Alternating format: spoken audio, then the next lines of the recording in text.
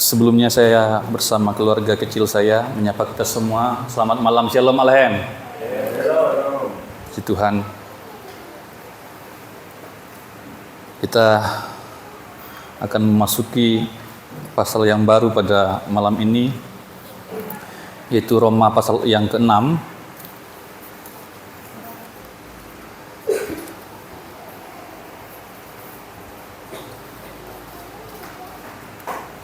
Ayat 1 sampai ayat yang ke-14.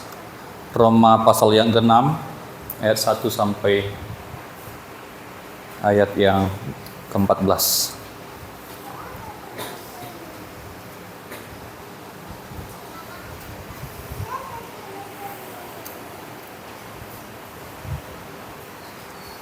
Yang sudah ketemu katakan amin. Seperti biasa kita akan baca secara bersahut-sahutan atau secara responsoria. Saya bacakan ayat yang ganjil, Bapak Ibu sudah terkasih bacakan ayat yang genap. Roma pasal 6 ayat 1 sampai 14. Jika demikian, apakah yang hendak kita katakan? Bolehkah kita bertekun dalam dosa supaya semakin bertambah kasih karunia itu? Sekali-kali tidak. Bukankah kita telah mati bagi dosa? Bagaimana kita masih dapat hidup di dalamnya? Atau tidak tahukah kamu bahwa kita semua yang telah dibaptis dalam Kristus telah dibaptis dalam kematiannya? Dengan demikian kita telah dikuburkan bersama-sama dengan Dia oleh baptisan dalam kematian, supaya sama seperti Kristus telah dibangkitkan dari antara orang mati oleh pengliharan Bapa, demikian juga oleh hidup dalam hidup yang baru. Sebab jika kita telah menjadi satu dengan apa yang sama dengan kematiannya, kita juga akan menjadi satu dengan apa yang sama dengan kebangkitannya. Karena kita tahu bahwa manusia lama kita telah disalibkan, supaya tubuh dosa kita hilang kuasanya, agar jangan kita mengembangkan diri lagi kepada dosa. Sebab siapa yang telah mati, ia telah bebas dari dosa. Jadi jika kita mati dengan Kristus, kita percaya bahwa kita akan hidup juga dengan Dia. Karena kita tahu bahwa Kristus sesudah ia bangkit dari antara orang mati, tidak mati lagi. Maut tidak berkuasa lagi atas dia. Sebab kematiannya adalah kematian terhadap dosa, satu kali dan untuk selama-lamanya, dan kehidupannya adalah kehidupan bagi Allah. Demikianlah hendaknya kamu memandangnya, bahwa kamu telah mati bagi dosa, tetapi kamu hidup bagi Allah dalam Kristus Yesus. Sebab itu hendaklah dosa yang berkuasa lagi dalam tubuhmu yang mana, supaya kamu jangan lagi menuruti keinginannya. Dan janganlah kamu menyerahkan anggota-anggota tubuhmu kepada dosa untuk dipakai sebagai senjata kelaliman, tetapi serahkanlah dirimu kepada Allah sebagai orang-orang yang dahulu mati, tetapi yang sekarang hidup. Dan serahkanlah anggota-anggota tubuhmu kepada Allah untuk menjadi senjata-senjata kebenaran. Sebab kamu tidak akan dikuasai lagi oleh dosa, karena kamu tidak berada di bawah perbuatan, tetapi di bawah kasih karunia. Amin. Ini yang akan kita coba explore pada malam hari ini. Ya. Tolong dibantu, kenapa macet-macet terus ini ya?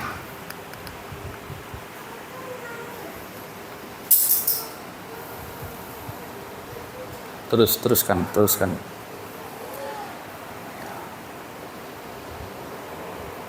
Ayat pertama dan kedua kita melihat, saya ambil satu poin, yaitu kita tidak boleh bertekun dalam dosa. Tolong dibantu, diikutin saya ya. Dalam dosa supaya kasih karunia bertambah. Ini poinnya, ayat 1 dan 2. Kita tidak boleh bertekun dalam dosa supaya kasih karunia bertambah. Kita tidak boleh bertekun di dalam dosa dengan alasan bahwa kasih karunia akan semakin bertambah dengan bertambahnya dosa. Bapak Ibu, sebenarnya Rasul Paulus menuliskan ayat ini adalah untuk mengantisipasi ayat yang sebelumnya. Ya, coba Desi bacakan pasal yang kelima ayat 20. Ini sebenarnya yang diantisipasi oleh Rasul Paulus. Ya, coba.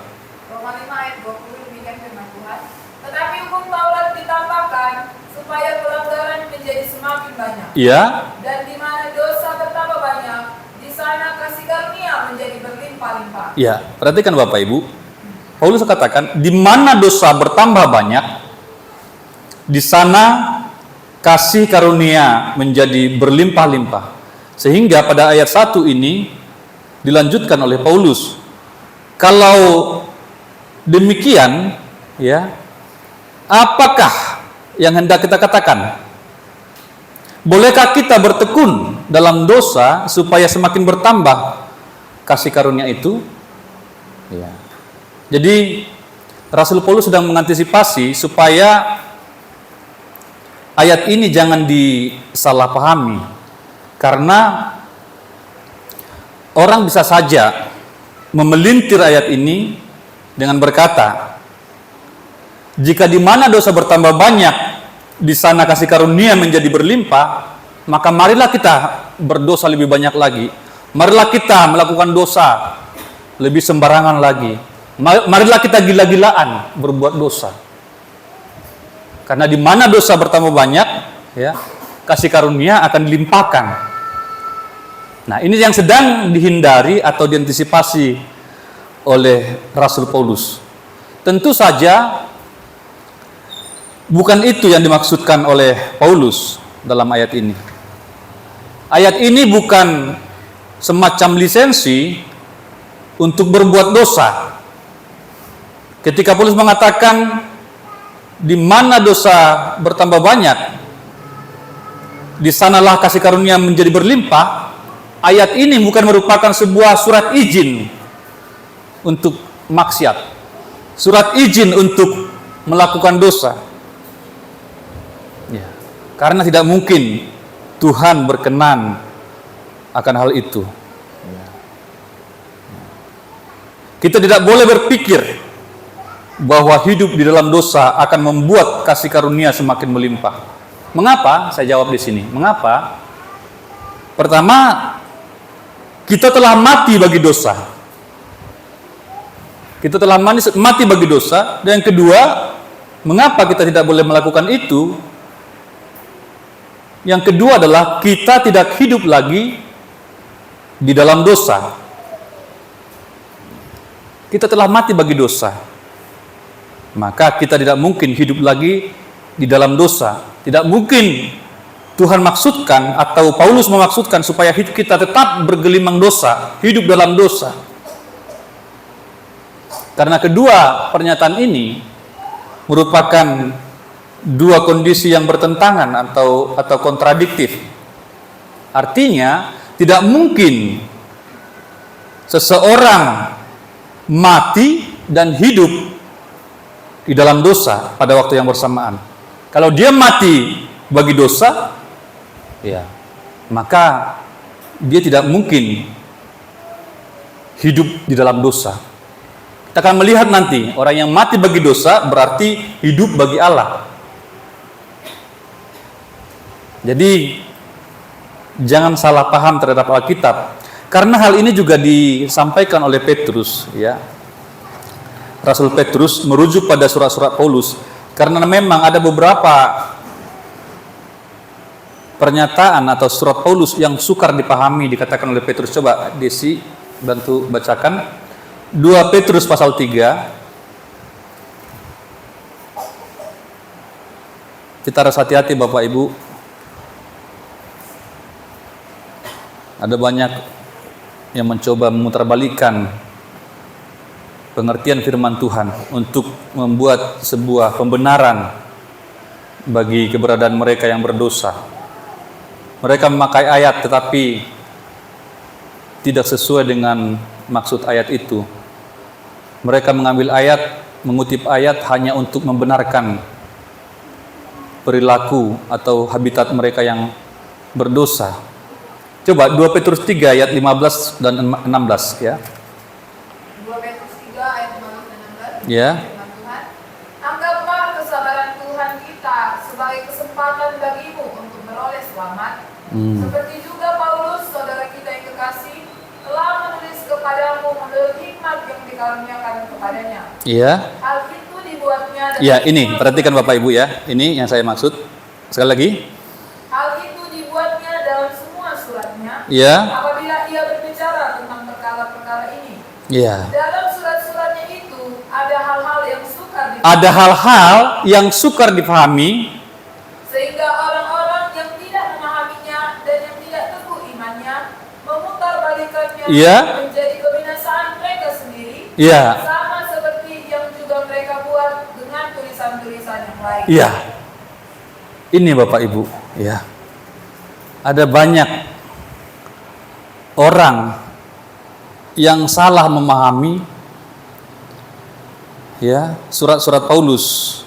Dan saya pikir termasuk hal ini. Ini pun banyak dibahas ya. Allah itu begitu mengasihi manusia, kasih karunia Allah begitu besar. Itu yang dikobarkan terus, diglorifikasi terus. Tetapi lupa sisi sebaliknya. Ya. Allah itu kan maha kasih. Allah itu kan besar kasih karunia-Nya. Besar rahmat-Nya bagi kita. Maka kita sekalipun tetap melakukan dosa, ya, Tuhan tidak terlalu pusing. Sehingga dengan demikian manusia semakin jauh dari Tuhan, semakin jauh dari kebenaran dengan mengambil atau dengan memahami firman Tuhan secara salah. Oh, berarti tidak masalah dong saya berzina. Oh, tidak masalah dong saya selingkuh. Oh, tidak masalah dong saya mengambil istri orang. Tidak masalah dong saya melakukan segala sesuatu yang kita sebut dosa, kejahatan. Karena sekali lagi mereka mengambil pemahaman-pemahaman yang seperti tadi. Kalau kasih karunia Allah semakin bertambah dengan bertambahnya dosa, maka kita tidak ada masalah kalau kita melakukan dosa, karena nanti Tuhan akan semakin mengasihi kita. Waduh, itu sesuatu yang sesat, pemahaman yang sesat yang akan membawa kepada kebinasaan. Ini yang dikatakan Petrus di sini tentang suratan Paulus, ya, tentang surat-surat Paulus. Sehingga orang-orang yang tidak memahami perkara-perkara yang sukar tadi atau surat-suratnya yang sukar tadi, ya, yang tidak memahaminya dan tidak teguh imannya, memutarbalikannya menjadi kebinasaan. Menjadi kebinasaan. Artinya apa?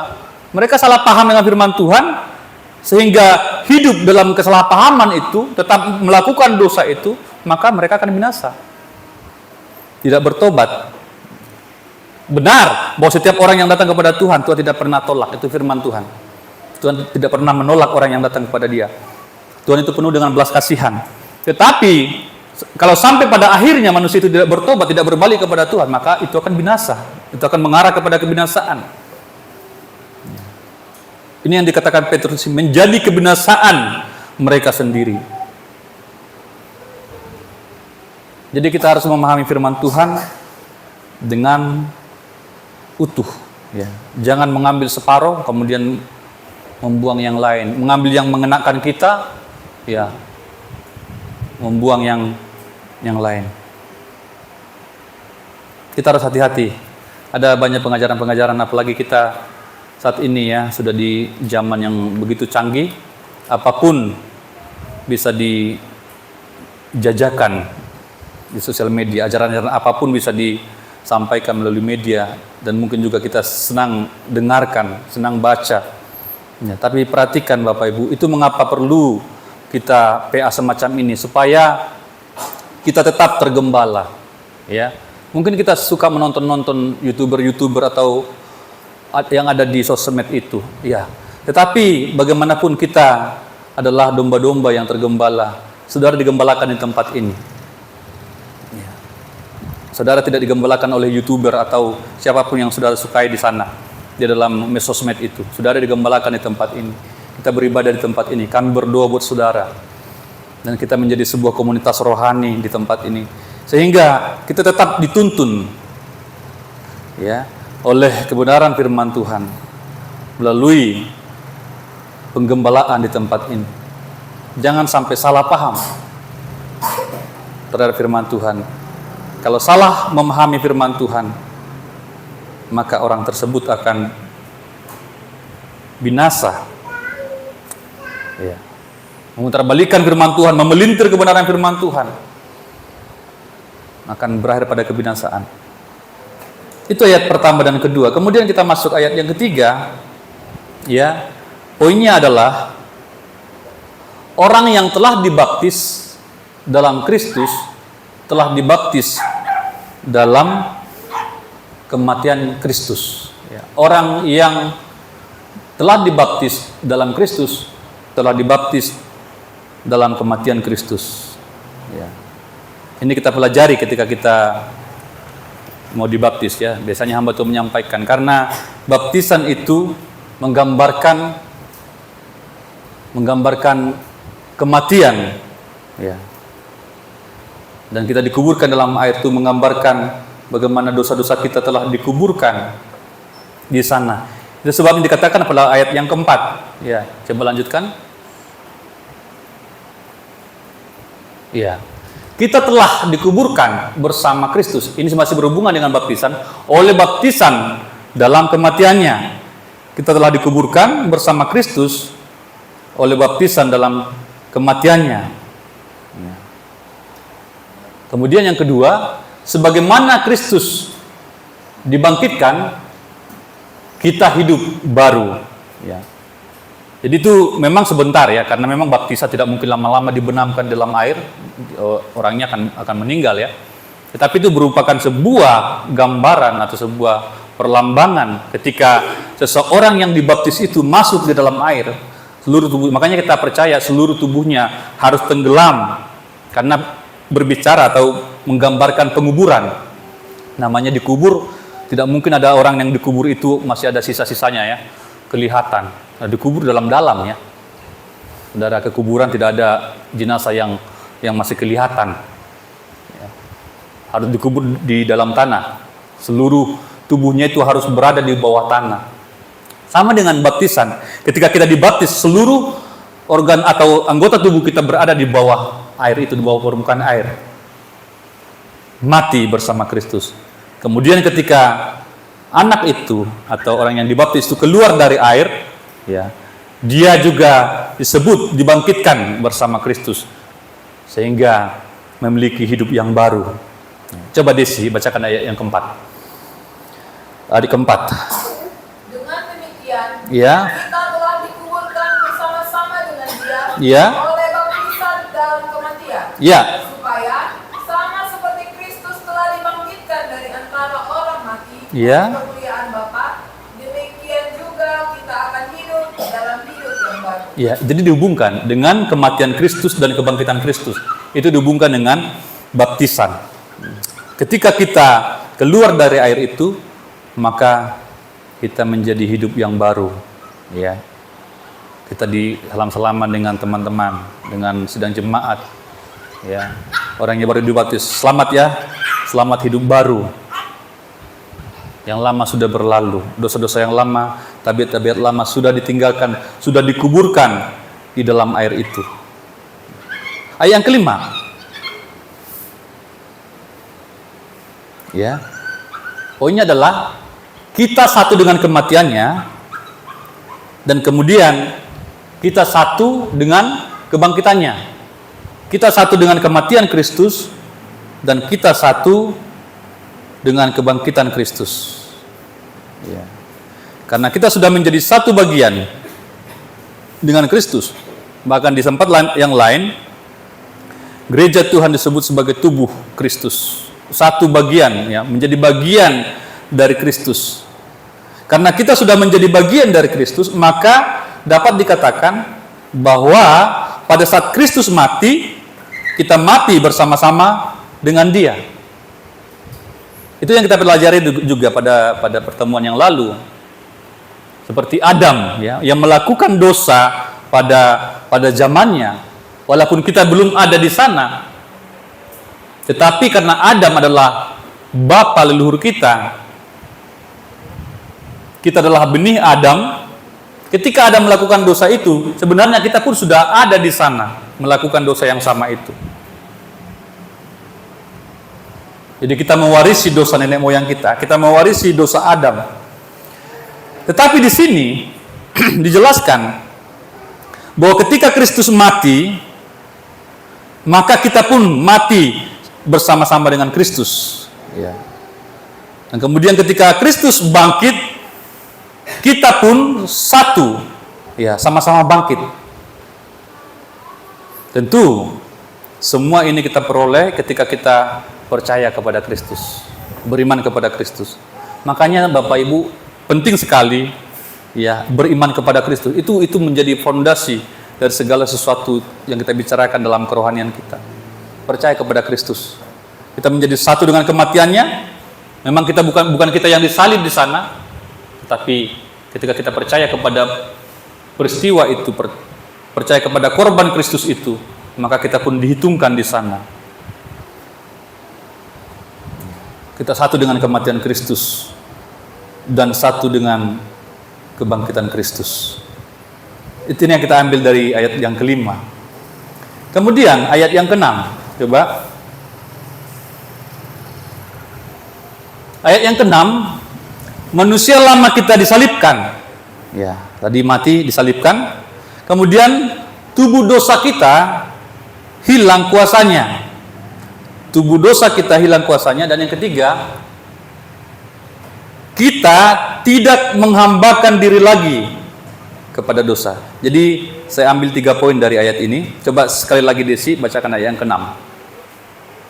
Karena kita tahu bahwa manusia lama kita telah turut disalibkan, Ya. supaya tubuh dosa kita hilang kuasanya, Ya. agar jangan kita menghambakan diri lagi kepada dosa. Iya.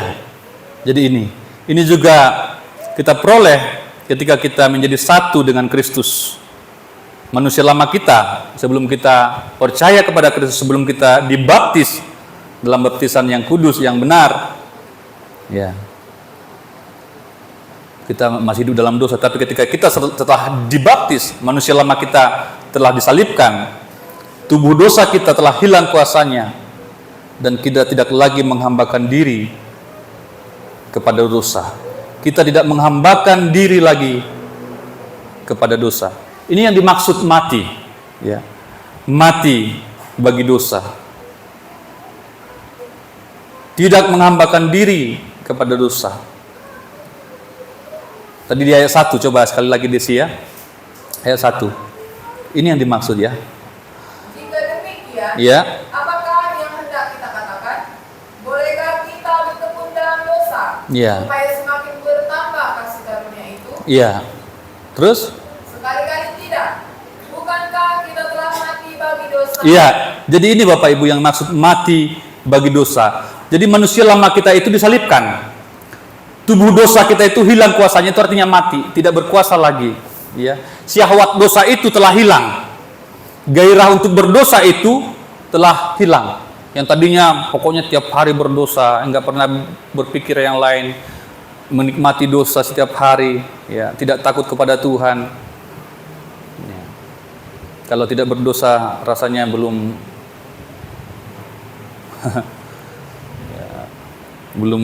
belum selesai hari itu ya. Jadi hari-hari berdosa. Tetapi ketika kita percaya kepada Kristus dan kita mengalami lahir baru itu, ini penting sekali Bapak Ibu ya, lahir baru, Kristen yang mengalami lahir baru, maka dia mati bagi dosa. Syahwat dosa itu hilang. Gairah dosa itu hilang. Nafsu untuk berdosa itu hilang. Itu menjadi pengalaman orang-orang yang telah lahir baru. Ya.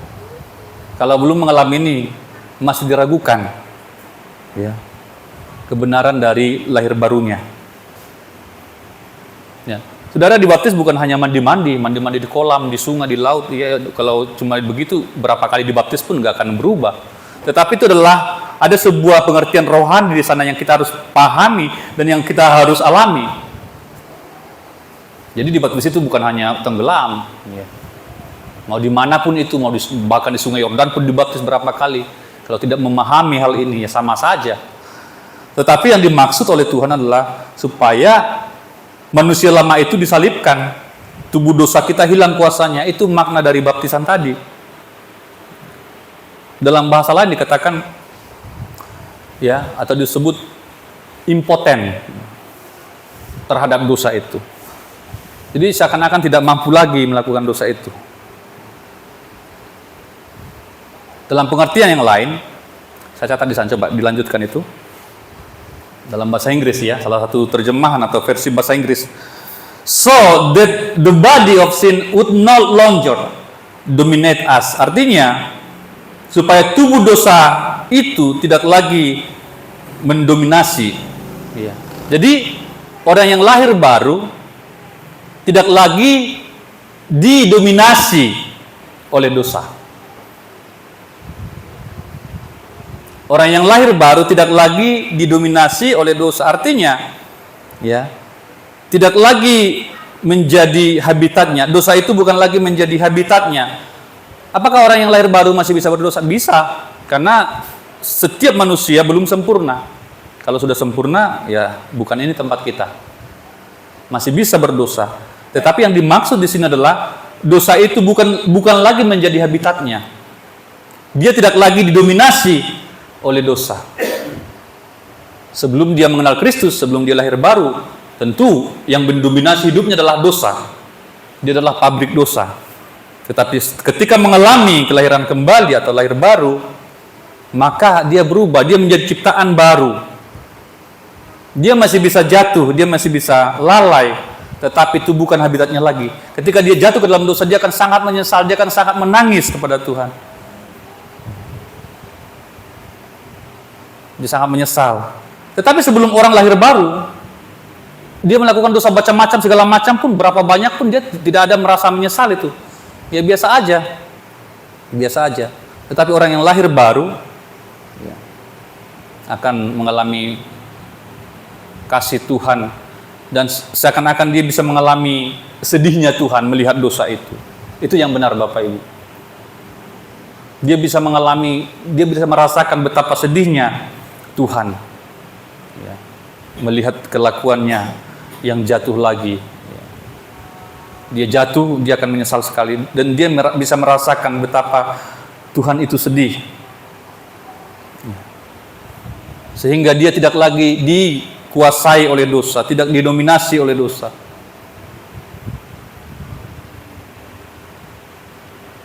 Dia masih bisa jatuh ke dalam dosa, tapi dia tidak terus-terusan berada di sana. Sekali-sekali. Kalau orang berdosa kan sekali-sekali benar ya. Tapi kalau orang benar sekali-sekali berdosa. Amin ya. Amin ya. Iya. Jadi jangan pikir kalau sudah lahir baru tidak bisa lagi, tidak mungkin lagi jatuh ke dalam dosa. Masih bisa. Hanya Yesus yang tidak pernah jatuh ke dalam dosa. Ya. Tetapi namanya manusia. Kalau kita perhatikan dalam Alkitab kita, manusia itu masih ada kekurangan, kesalahan. Itu yang dimaksud. Tidak lagi didominasi oleh dosa. Itu yang lahir baru. Manusia lama telah disalibkan. Tidak lagi menjadi hamba dosa. Namanya hamba, kemanapun disuruh, dia akan ikut. Tetapi ketika orang sudah lahir baru, orang tersebut akan mampu untuk menolak. Oh, saya tidak lagi. Oh, saya tidak suka lagi dengan itu. Ya. Makanya kalau orang benar-benar lahir baru, maka teman-temannya pun akan heran. Oh, kok bisa ya? Pak Pasaribu begitu, padahal dulu begini, ya, bersama-sama dengan kita. Ya, pasti ada kesaksian-kesaksian yang membuat orang heran, ya, tanpa harus dibuat-buat. Kalau namanya dibuat-buat, ya suatu kali juga akan ketahuan. Tetapi ini benar-benar dia mengalami sesuatu dalam hatinya, dalam batinnya, dalam jiwanya, sesuatu yang baru dalam jiwanya. Dia menjadi ciptaan baru. Yang tadinya suka sekali melakukan dosa, sekarang sudah tidak suka lagi, sudah muak. Mungkin ada orang-orang yang pernah mengalami lepas dari rokok, sampai dia tidak suka lagi asap rokok pun. Ya. Sampai seperti itu. Saya juga demikian ya. Saya tidak suka lagi. Dulu saya merokok, Bapak Ibu. Ya. Tapi ketika sudah lepas, bahkan asapnya pun saya tidak suka lagi cium. Ya. Saya tutup hidung saya. Ya. Jijik sekali rasanya, gitu ya. Jadi ini yang dimaksud di sini. Ya. Tidak lagi menghambakan diri kepada dosa, atau kita tidak menghambakan diri lagi. Mengapa dikatakan lagi? Berarti dulunya atau sebelumnya ya menjadi hamba dosa. Dan dikatakan kita tidak menghambakan diri lagi kepada dosa. Ya, berarti kita telah meninggalkan tabiat dosa itu. Saya tidak merokok lagi. Kalau kita katakan saya tidak merokok lagi, berarti hari-hari sebelumnya kita merokok. Saya tidak berjudi lagi, berarti hari-hari sebelumnya kita suka berjudi, dan sebagainya. Namanya tidak lagi berarti sebelumnya masih. Ya. Tapi ini yang Tuhan mau, tidak lagi. Ya. Tidak lagi terhadap dosa, tidak lagi terhadap kejahatan, tidak lagi terhadap hal-hal yang memilukan hati Tuhan, yang menyedihkan hati Tuhan. Sekarang kita mulai bisa melihat atau bisa merasakan bagaimana perasaan Tuhan, bagaimana hati Tuhan. Itu yang sering kita dengarkan di tempat ini. Ya. Memiliki perasaan Kristus. Perasaan Kristus terhadap dosa bagaimana, perasaan Kristus terhadap orang-orang yang jatuh, orang-orang berdosa bagaimana, perasaan Kristus terhadap dunia bagaimana. Itu yang kita miliki. Kalau Kristus merasa jijik dengan dosa, maka kita pun akan jijik dengan dosa. Kalau Kristus mengasihi orang-orang yang belum mengenal Tuhan, maka kita pun akan mengalami hal-hal seperti itu, merasakan hal seperti itu. Itu yang dibangun dalam kerohanian kita, yang tadinya nggak pernah kepikiran. Sekarang kita sudah mulai bisa berdoa, sudah mulai bisa melihat orang lain dan kita sedih melihat dosanya, sudah mulai bisa menegur dia, ya, jangan begitu nak, jangan begitu opung, jangan begitu saudara, gitu ya. Ketika kita melihat jalan hidupnya sudah tidak benar, kita mulai mengasihi dia, karena kita tahu sesuai dengan firman Tuhan, jalan-jalan itu akan menuju kepada kebinasaan. Kalau berlanjut terus, ya, keluarga akan rusak, anak-anak akan rusak, ya, masa depan akan hancur, ya. Maka kita secara moral memiliki empati, memiliki beban untuk mendoakan, untuk menegur beliau. Mungkin tetangga kita, mungkin teman-teman kita, teman kantor kita, ya, selama itu masih bisa dalam jangkauan kita. Sudah mulai ada hati seperti itu. Bukan lagi mengejar hal-hal yang berdosa tadi, hal-hal yang fana tadi, tetapi sudah mulai memiliki pikiran Kristus, sudah memiliki perasaan Kristus. Dan itu hal-hal yang baru dalam jiwa kita, yang Tuhan taruh. Sebelumnya tidak ada. Tetapi ketika kita lahir baru, menjadi ciptaan baru, ada hal-hal yang baru muncul di sini. Nah, itu yang kita kejar. Ayat berikutnya. Sebab siapa yang telah mati, ia telah bebas dari dosa. Poinnya adalah orang mati telah bebas dari dosa. Ini secara fisik kita artikan, ya, kalau orang sudah mati berarti dia sudah berhenti melakukan dosa. Bahkan sebaliknya juga, dia berhenti melakukan yang baik, melakukan yang benar. Namanya sudah mati, ya, sudah berhenti, sudah selesai semua. Tidak ada sesuatu kesempatan lagi berhenti atau bebas dari dosa. Orang mati tidak lagi melakukan dosa, tentu saja. Bahkan, ya, ketika seorang sudah mati, seringkali kita pun sudah melupakan dosa-dosanya. Mungkin ada orang yang selama ini bermusuhan dengan kita atau menjahati kita, memperlakukan kita tidak baik, ya, selama hidup. Tapi ketika dia sudah meninggal, hati kita itu langsung luluh, ya, langsung bisa mengampuni, tidak memperhitungkan lagi dosa-dosanya atau perlakuan-perlakuan yang buruk yang kita alami. Bahkan mungkin hutang-hutangnya pun kita putihkan, ya. nggak ingat lagi. Karena memang ajaran Alkitab adalah ketika orang sudah meninggal, segala hukum sudah tidak berlaku lagi bagi dia. Ya. Ketika seseorang sudah meninggal, maka hutangnya pun sudah diputihkan. Tapi berbeda dengan orang seberang ya. Biasanya di acara semacam itu sebelum diantarkan ke kuburan masih ditanya siapa yang ada punya itu transaksi dengan bapak yang sedang meninggal, silakan angkat tangan. Ya. Mungkin ada utang-utangnya yang harus dibayar oleh keluarganya. Tetapi saya perhatikan ketika itu dalam acara kekristenan itu jarang sekali diucapkannya. Jarang sekali diucapkan. Siapa yang berhutang, atau adakah hutang-hutang orang tua ini kepada siapa di antara saudara sekalian di tempat ini? Ya, itu jarang sekali saya dengarkan di acara-acara upacara pemakaman Kristen ya. Tapi kalau di seberang sana itu masih diperhitungkan.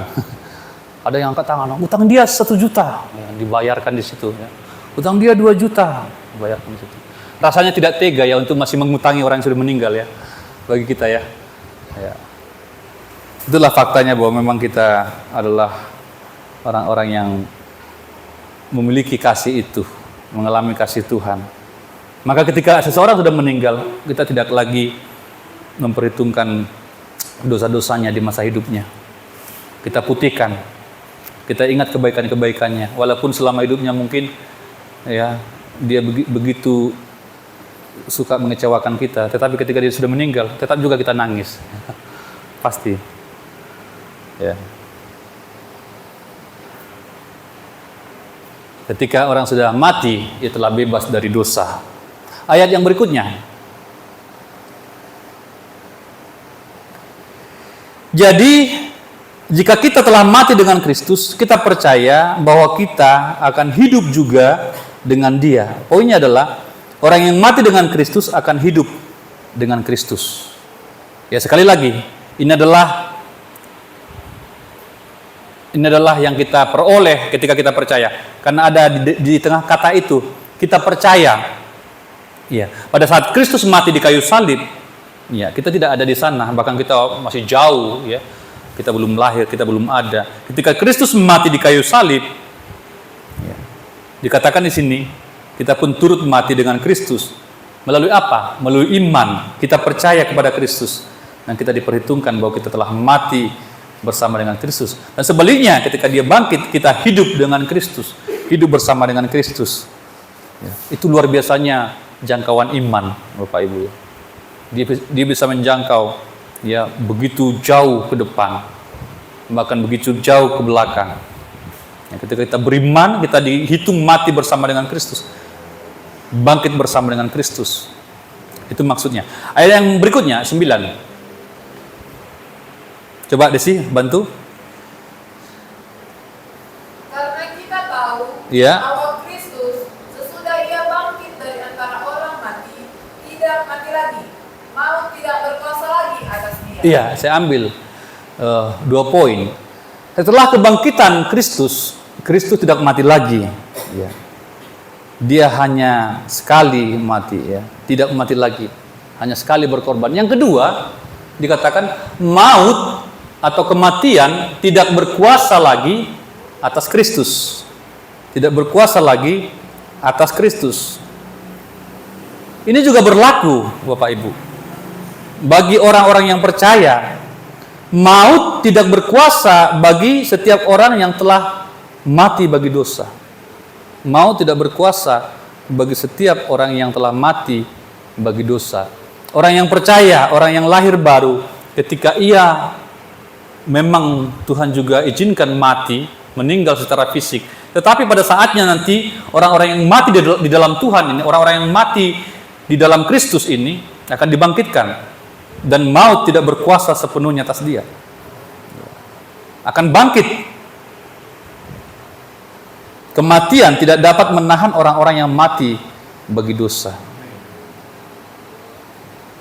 Jadi sebenarnya tidak terlalu banyak perbedaannya Apakah kita mau mati hari ini? Makanya mungkin kadangkala kita dengan perkataan Bapak Gembala kita ini ya. Ya karena memang kalau memang pemahamannya benar, memang kematian itu bukan sesuatu yang negatif ya. Bukan sesuatu yang negatif kematian sebenarnya. Cuman mungkin karena manusiawi kita aja ya. Atau kalau memang kita belum memahami dengan tepat firman Tuhan. Kematian itu hanya sementara aja. Kecuali kita mati sebagai orang yang tidak beriman. Nah, itu yang memang menakutkan, karena kematian itu akan membawa kepada kebinasaan. Tetapi orang yang mati dalam Tuhan, mati di dalam Kristus, suatu saat akan dibangkitkan. Kematian orang-orang yang telah ditebus hanya bersifat sementara.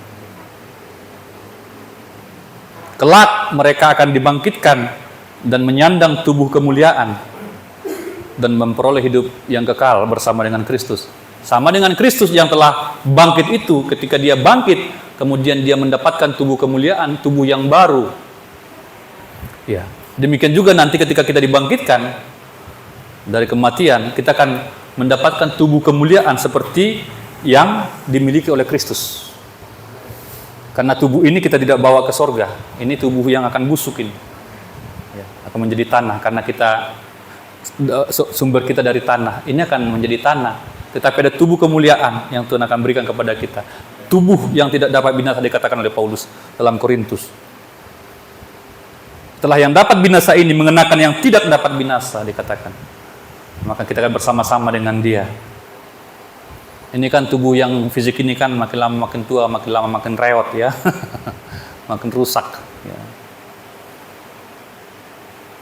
Justru yang kita nantikan adalah tubuh kemuliaan. Maka kematian itu tidak berkuasa bagi kita. Kematian itu tidak berkuasa atas kita. Sama dengan Kristus. Karena Kristus kan cepat aja bangkitnya. Tapi kebangkitan Kristus itu menjadi sebuah gambaran bagi kita bahwa orang-orang yang mati di dalam Kristus, yang percaya kepada Kristus akan bangkit kepada Kristus. Dan Kristus disebut sebagai anak yang sulung, ya. Yang sulung yang telah dibangkitkan, saudara sulung kita yang telah dibangkitkan. Ya, kita tidak ragu dengan itu. Maka ketika kita juga menangis atau menangisi orang-orang yang meninggal, orang-orang yang kita kasihi mungkin mendahului kita pun tidak menangis seperti orang-orang yang tidak berpengharapan. Dikatakan oleh Paulus dalam Tesalonika, jangan menangis seperti orang-orang yang tidak berpengharapan. Dengan kata lain, menangislah seperlunya. Jangan sampai meraung-raung seperti nggak ada harapan. Tidak ada harapan seperti yang tadi yang saya jelaskan. Saya pernah sampaikan tempat ini, ada seorang anak yang sudah ditunggu-tunggu sekian lama, ketika ibunya meninggal, sudah ditunggu-tunggu sekian lama, tidak datang-datang, ya, tidak pulang-pulang. Kemudian orang kampung sepakat, sudahlah, kayaknya anak itu sudah tidak bisa lagi kita tunggu, karena jenazah juga makin bau, sudah terasa baunya. Jadi dikuburlah pada siang itu. Ya. Ternyata anak yang ditunggu-tunggu tadi datang sore, datang sore hari, setelah ibunya dikubur, dimakamkan. Hebohlah satu kampung Bapak Ibu. Dia datang ke dapur, dia obrak-abrik semua dapur, ya belanga-belanga, kuali-kuali semua diterbangin sama dia, dia obrak-abrik semua. Mengapa dia gak ditunggu saya? Mengapa dia ke kuburan Bapak Ibu? Digali kuburan mamanya itu ya, seperti orang kesetanan.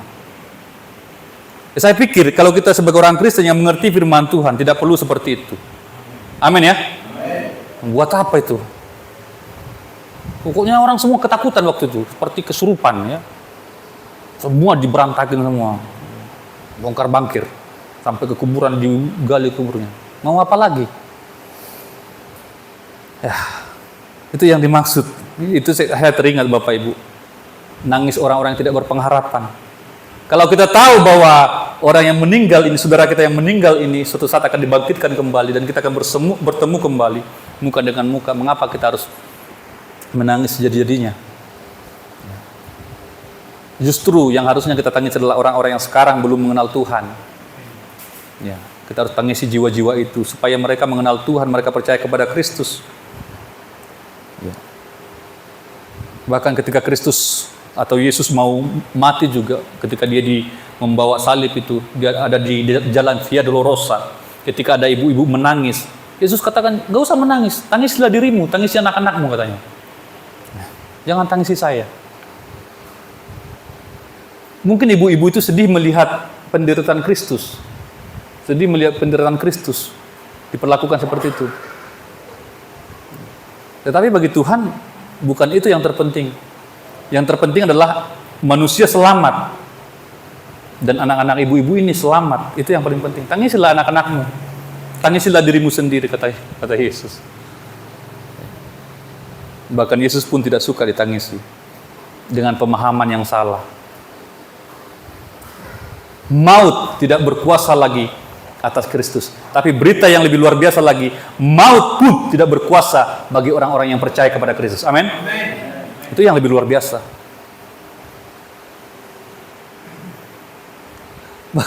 Bahkan Bapak Ibu ya, kami masih muda begini, saya dengan istri. Kami sudah ini loh, pengen duluan mati. Bukan putus asa, tapi karena kami mengerti. Aku aja lah duluan, akulah duluan, gitu-gitu. Iya. Lebih indah bersama Tuhan, amin? Iya. Di dunia ini banyak sekali sengkunetnya.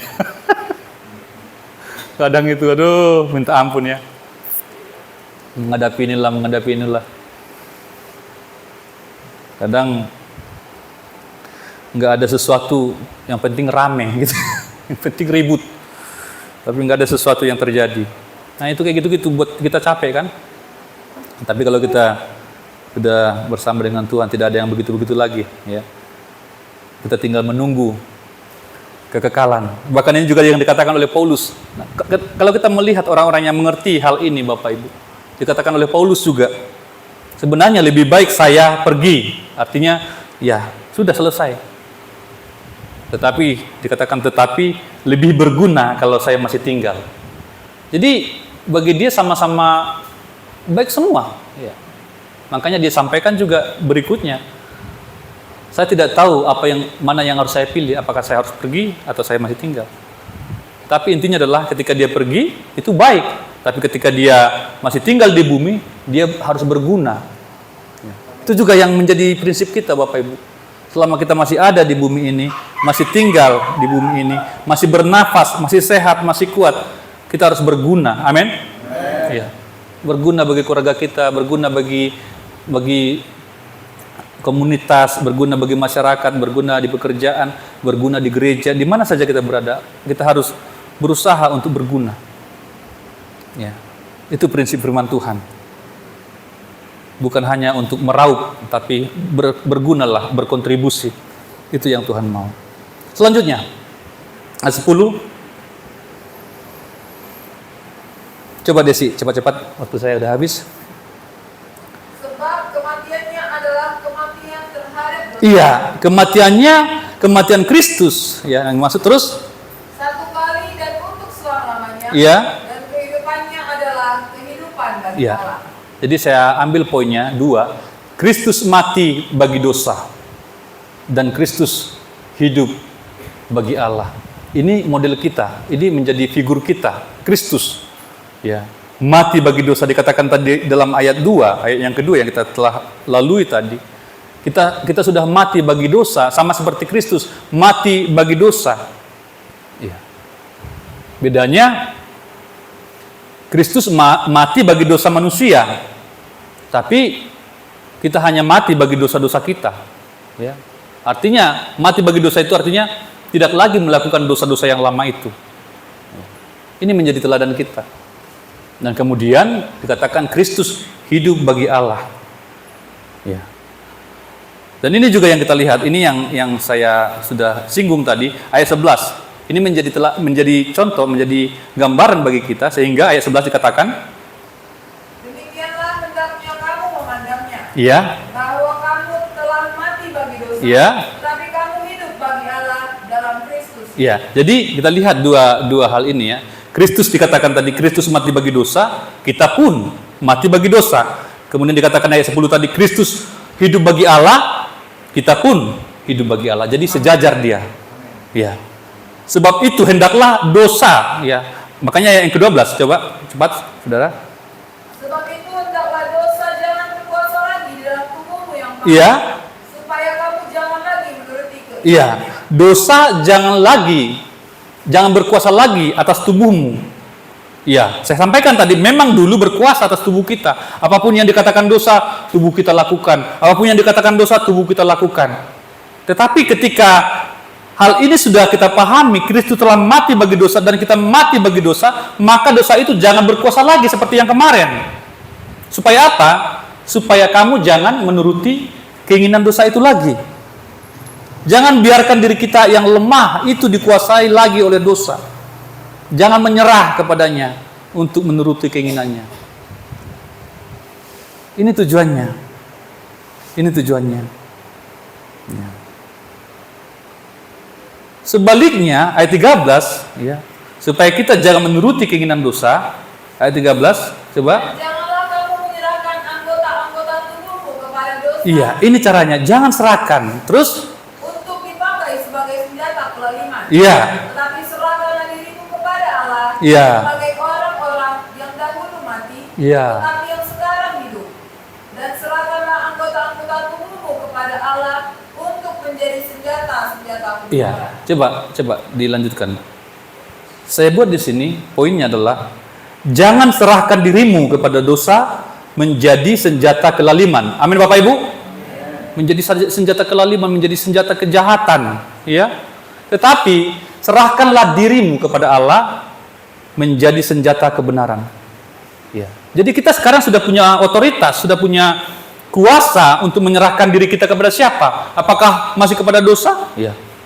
Berarti sama dong dengan yang kemarin, sebelum kita percaya, sebelum kita lahir baru.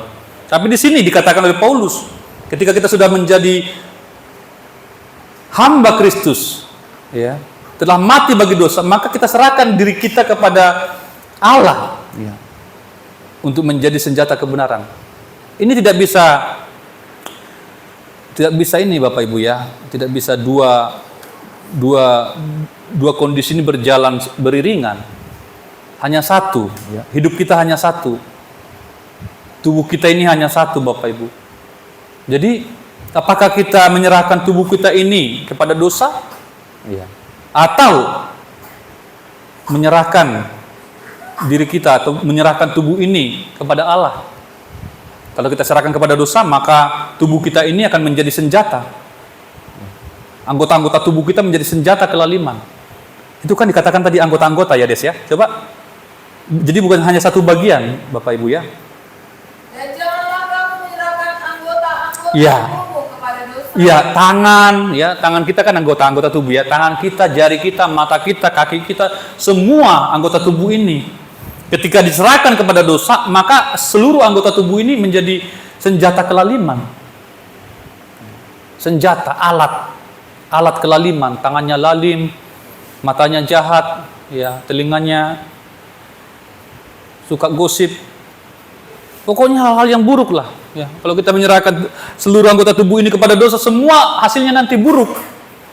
Tetapi kalau anggota-anggota tubuh ini kita serahkan kepada Allah, maka anggota-anggota tubuh ini menjadi senjata kebenaran. Amin. Iya, apapun yang kerjakan tangannya benar, apapun yang dilihat yang benar, apapun yang dipikirkan benar semua. Senjata kebenaran, langkah-langkahnya benar, nggak gelap-gelap. Ya. Kalau kita serahkan anggota-anggota tubuh kita kepada Allah, maka semua ini menjadi benar. Dia pikirkan mau lakukan sesuatu, ya, mau berjalan ke suatu tempat, dia pikirkan ini benar enggak? Karena dia sudah menyerahkan diri kepada Allah. 14. Sebab kamu tidak akan dikuasai lagi oleh Iya. dosa. Amin Bapak Ibu? Iya, terus? Karena kamu tidak berada di bawah hukum Taurat, Iya. tetapi di bawah kasih karunia. Iya, saya singkatkan di sini, saya berikan beberapa poin.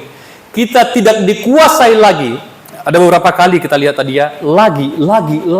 Berarti sebelumnya kita dikuasai, tetapi sekarang tidak lagi. Katakan tidak lagi. Tidak ada lagi. Iya. Tidak lagi. Katakan, tidak mau lagi. Tidak mau Iya. lagi. Jangan mau lagi. Iya. Iya.